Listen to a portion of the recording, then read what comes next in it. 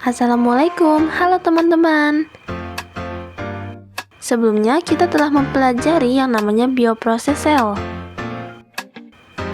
Nah, selanjutnya kami akan membahas mengenai reproduksi sel bagian proses mitosis. Simak baik-baik ya.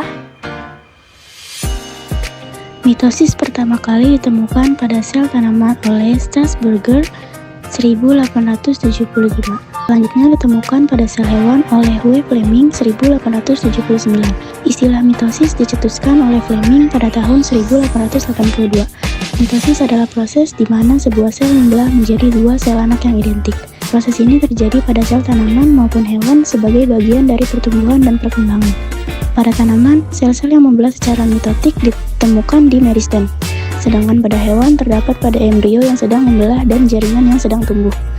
Mitosis mempertahankan jumlah dan jenis kromosom yang sama, sehingga informasi genetik ditransfer secara identik ke sel anak.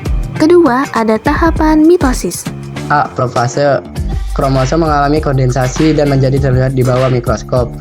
Membran inti mulai menghilang, sentriol berpisah dan membentuk gelondong pembelahan. Yang B.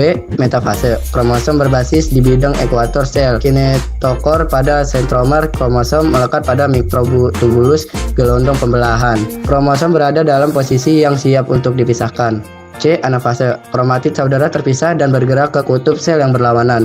Mikrotubulus gelondong pembelahan berkontraksi dan menarik kromatid saudara terpisah. D. Telofase. Kromosom mengalami dekondensasi dan menjadi tidak terlihat di bawah mikroskop. Membran inti mulai terbentuk kembali. Nukleus mulai terbentuk kembali. Selanjutnya terdapat ciri-ciri dan tujuan mitosis.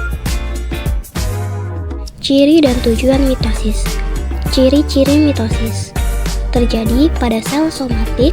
Satu kali pembelahan inti menghasilkan dua sel anak. Sel anak bersifat diploid atau 2N, sama seperti sel induk. Tidak terjadi pindah silang atau crossing over. Selanjutnya ada tujuan mitosis, mengganti sel yang rusak atau mati, mempertahankan jumlah kromosom tetap, pertumbuhan dan perkembangan organisme, reproduksi aseksual pada organisme uniseluler. Perbedaan mitosis dan meiosis. Yang pertama, sel anakan mitosis akan sama dengan sel induknya, sedangkan sel anakan meiosis akan menghasilkan anakan yang berbeda dengan induknya. Yang kedua, mitosis bisa terjadi pada setiap organisme yang ada, tetapi lain halnya dengan meiosis, yang hanya bisa terjadi pada jamur, manusia, dan hewan. Ketiga, jumlah kromosom anakan mitosis sama dengan induknya, sedangkan jumlah kromosom anakan meiosis dan induknya berbeda setengah. Terakhir dari materi kami yaitu contoh terjadinya mitosis. Tipe pembelahan sel yang mampu menghasilkan dua sel anakan yang serupa secara genetis. Artinya, kedua sel anakan yang terbentuk mempunyai susunan genetika yang sama dengan induknya. Hampir semua makhluk hidup mengalami proses mitosis yang sama, kecuali pada prokariot, makhluk hidup yang tidak mempunyai inti sejati, seperti bakteri, virus, dan ganggang biru. Pembelahan mitosis terjadi pada waktu perkembangan dan pertumbuhan embrio, pada penggantian sel-sel yang telah usang seperti sel-sel darah, kulit, selaput usus, dan seterusnya, dan pada penyembuhan luka.